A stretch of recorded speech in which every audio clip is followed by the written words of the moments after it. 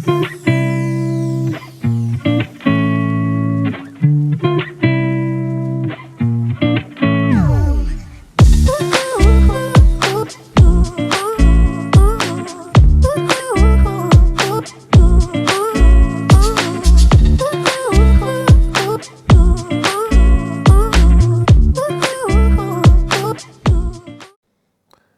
hello, and welcome to this episode of Learn Everyday English, your roadway to English proficiency.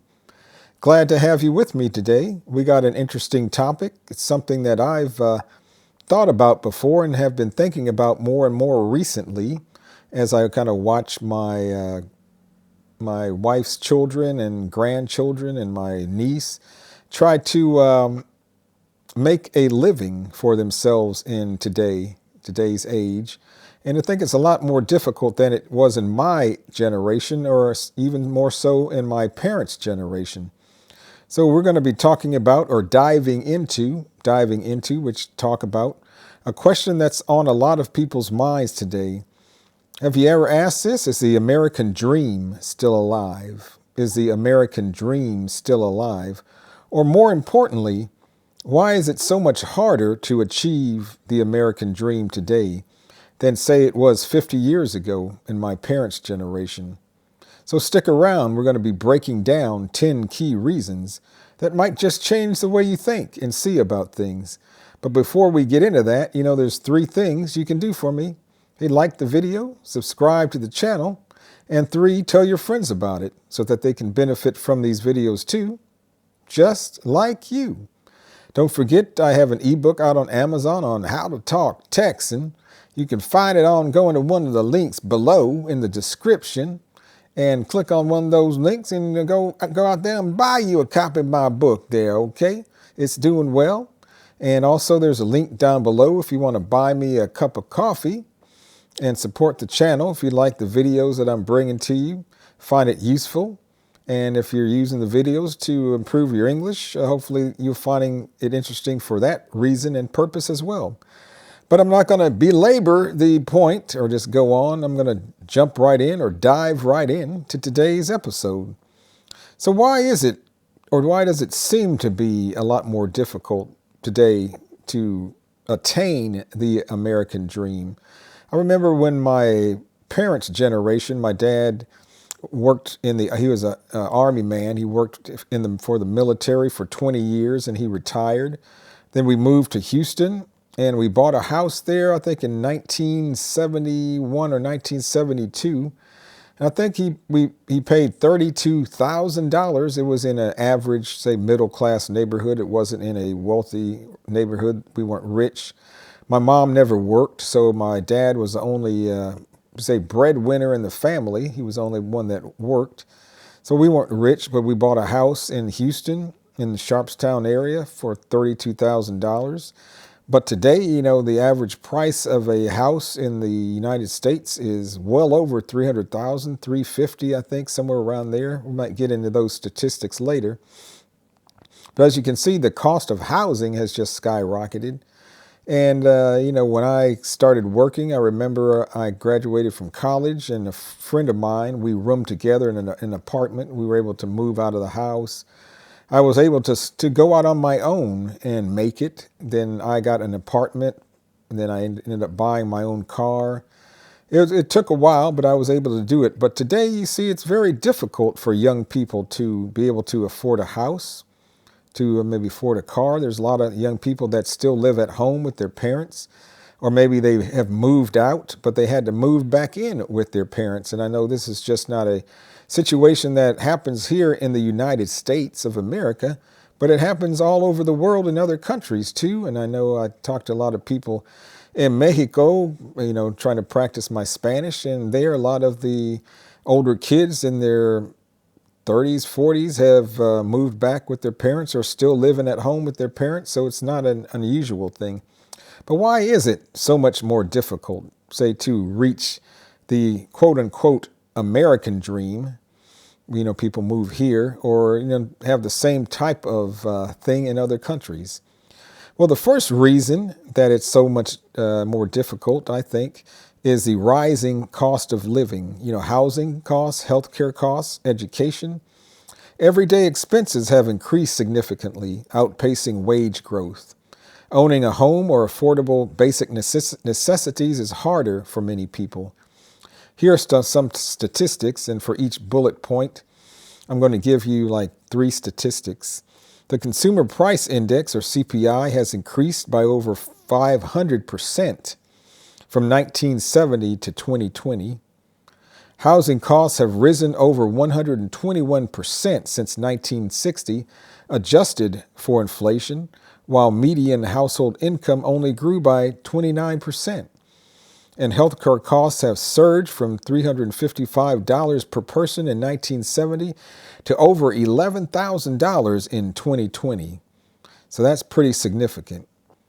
The second reason why the American dream is so much harder to achieve is because of stagnant wages, or wages are stagnant, or means wages are flat. Wages are not going up, or not going up as fast as the cost of living.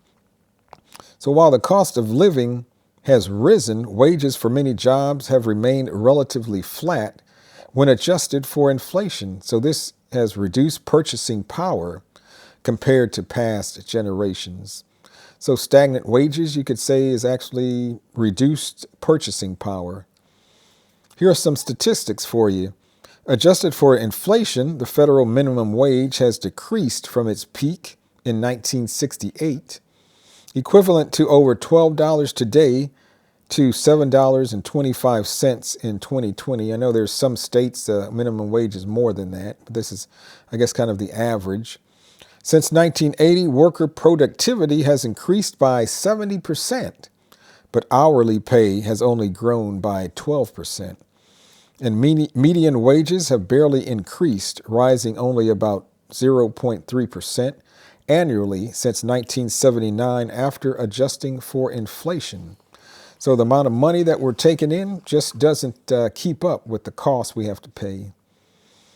The third reason why the American dream is so much harder to achieve today than 50 years ago is student loan debt. And you probably heard this has been in the news. And I know former President Biden tried to reduce student debt because it's a big impediment to a lot of people. I know when I was working at the city, I worked with a guy who got a law degree, and he was in his 50s. He was still paying his student loans off. Also had a lady that worked for me, and she was in her mid 30s, and she was still paying off her student loan. So once you get a student loan here in the United States, especially, you could be paying that student loan off for what seems like the rest of your life, because college costs here are ridiculous.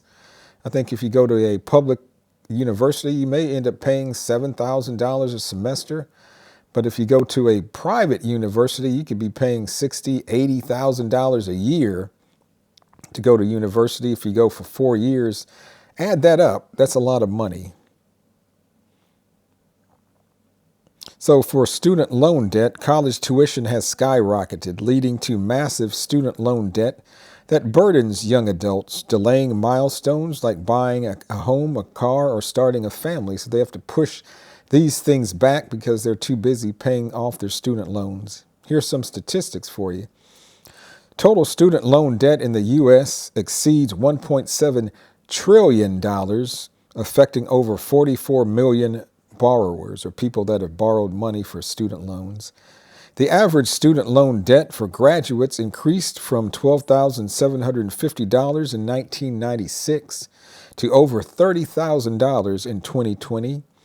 And tuition at public colleges has risen 213% from 1980 to 2020, far outpacing inflation. So college costs have increased much greater than the amount of money that we're able to make per year.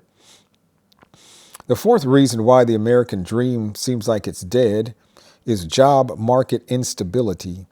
So there's been a decline of stable, well-paying manufacturing jobs, which, was a staple quite a while back, if you got a manufacturing job, you were kind of set. You would work for a company your whole life and have a pension when you retire. That's really not what happens today. And the rise of temporary, what we called gig and contract work, have made long-term job security less common. You know, people working for Uber and Lyft and DoorDash and these type of temporary gig type of jobs has increased. You know, I work for the city of Houston. I was lucky. I was able to work 30 years for the same company and get a pension when I retired. My brother works for NASA. He's worked for them for over 30 years. He's going to get a pension when he retires. My wife worked 30 years for the school district, and she's able to get a pension. But today, a lot of jobs don't offer pensions. Just whatever you're able to save in your 401k is what you have to live on when you retire, and also if you have Social Security. So here are some statistics about job market instability. The gig economy now accounts for over 30% of the U.S. workforce with limited job security. The average job tenure, or the amount of time somebody works at a job, dropped from 10 years in 1970 to 4 years today. So the average person only works 4 years for a company before they go to or move to another company. And part-time employment for economic reasons rose significantly during economic downtimes, affecting over 8 million workers in 2020. The fifth reason why the American dream doesn't seem to be attainable has to do with healthcare costs, or more importantly, rising healthcare costs. Healthcare in the United States is just out of control, and we need to do something about it. You know, I pay as a retiree a little over $300 a month for health insurance, and my wife pays about the same for her health insurance, and that's with an HMO, we call it, and it's kind of the lowest type of health insurance you can get. And there's maybe a lot of, say, restrictions. I have to use physicians or facilities that are called in-network and this and that. There's a deductible you have to meet and a copay when you go to see the doctor. For example, I went to see a specialist today. I had to be referred by my primary care physician, and just to have an appointment to see him was $65. That doesn't include any medication. That's just the office visit. So healthcare is more expensive, and medical debt is a leading cause of financial hardship in this country. Now, a lot of people have gone bankrupt. They've lost jobs. They've lost houses. Marriages have been ruined. People have been forced to live in their vehicles because of healthcare costs. And unlike 50 years ago, when insurance often covered more expenses, they don't cover things like they used to. And here are some statistics for you. Health insurance premiums have increased by 55% in the past decade. Medical debt affects over 20 million Americans, with it being a leading cause of bankruptcy. And per capita healthcare spending rose from $355 in 1970 to over $11,000 in 2020. The sixth reason why the American dream seems to be dead is wealth inequality.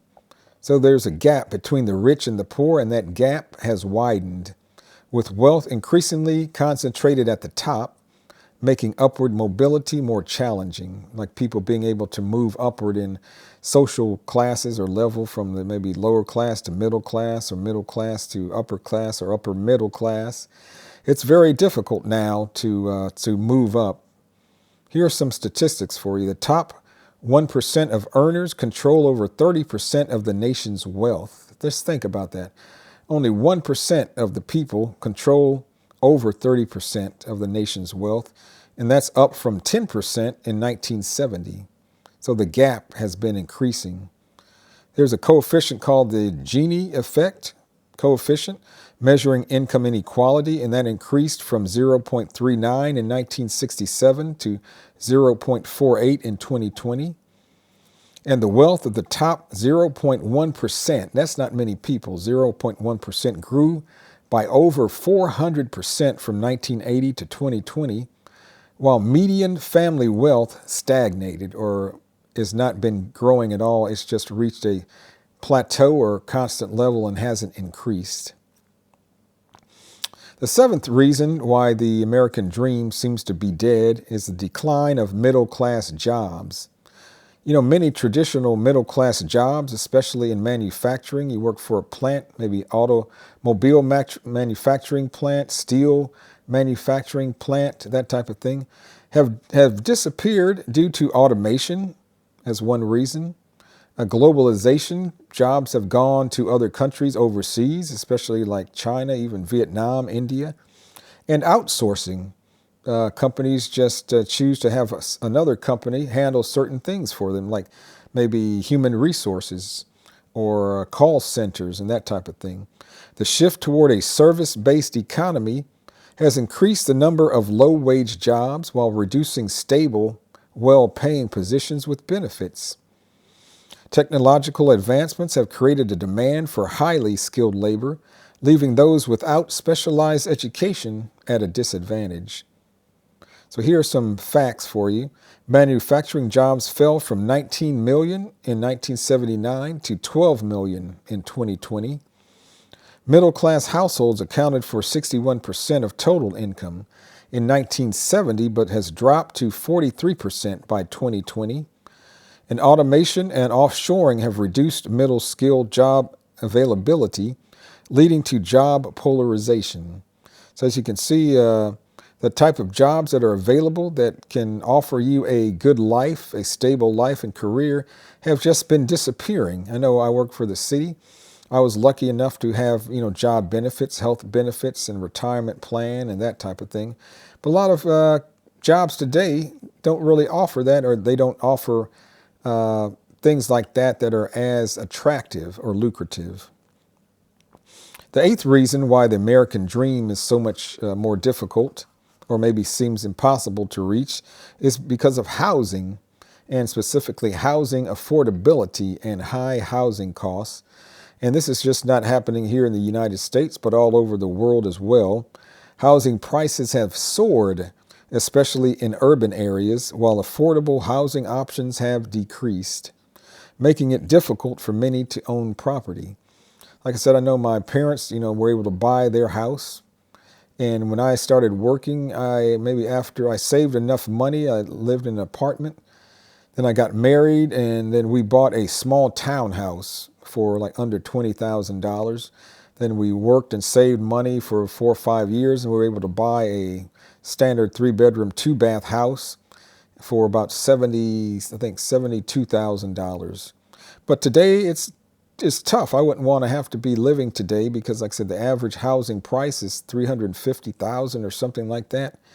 And that's tough based on the wages people make today.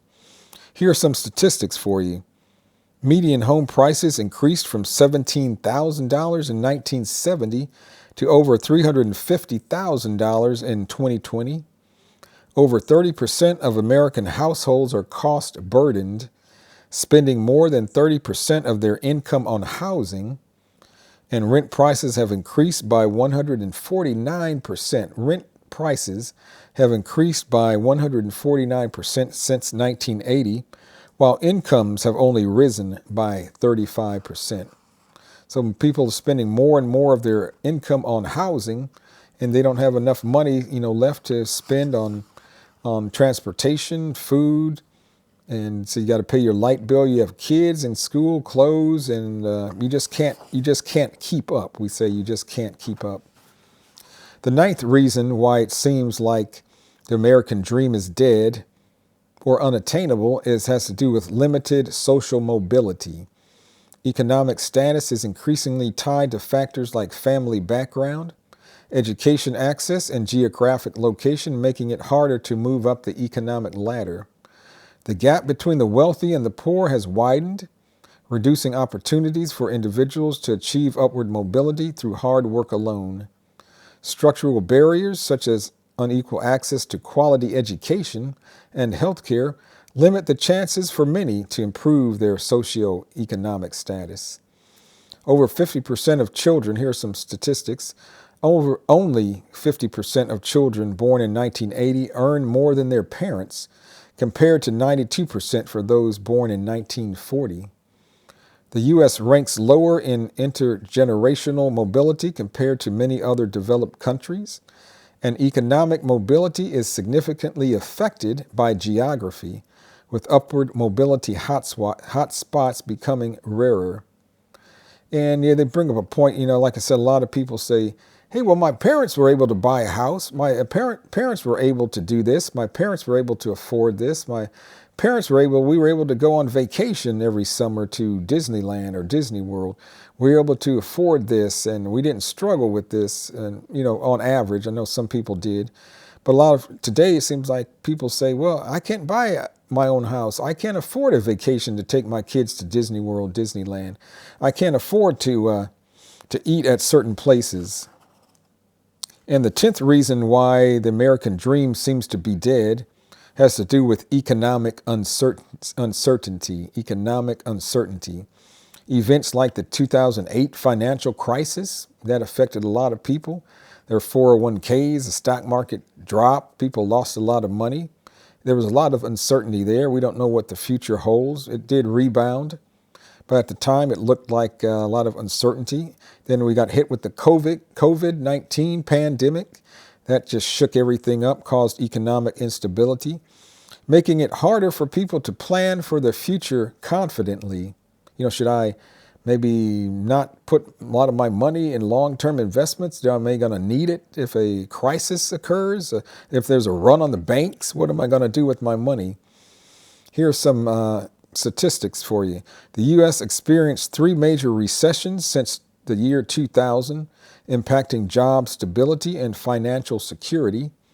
Household savings rates fluctuate dramatically, dropping to as low as 2.4% before the 2008 recession. People just can't save money anymore like they could in, say, my parents' generation or my generation.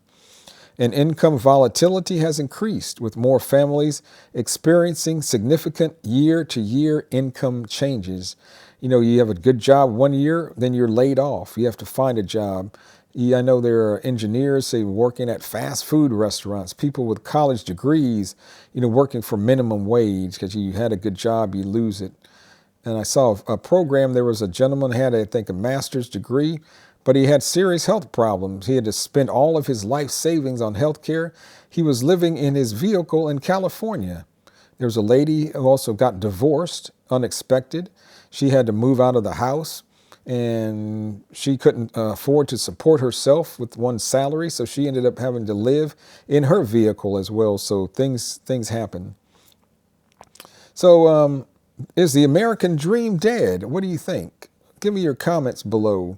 Yeah, I kind of think the American dream as I knew it as a kid compared to my parents, the American dream does seem to be dead. And looking at my, say, I don't have any kids, but my wife's kids, as I see them, they're making it. They have houses, but they have to work very hard. They don't have the kind of money, flexibility like I think I did or my parents did. And a lot of people just can't afford to buy a house. And like I said, do the things, go on vacation. So I think in a way, the American dream is kind of dead, in my opinion. Or not exactly. But it's definitely evolved. It's changed. Maybe you can say it's not totally dead, but it's evolved. The path that worked for past generations doesn't guarantee success today, and that's true. It takes more flexibility, resilience, and sometimes a whole new playbook. You have to approach it from a different perspective. So what do you think? So let me know in the comments. This is kind of video I've been thinking about doing, and just ideas I've been thinking about doing for a long time, and wanted to just make a video of it. So thanks for watching. Hey, like the video, subscribe to the channel, and tell your friends about it. So thanks for watching this episode of Learn Everyday English, and we'll see you later. Hey, goodbye.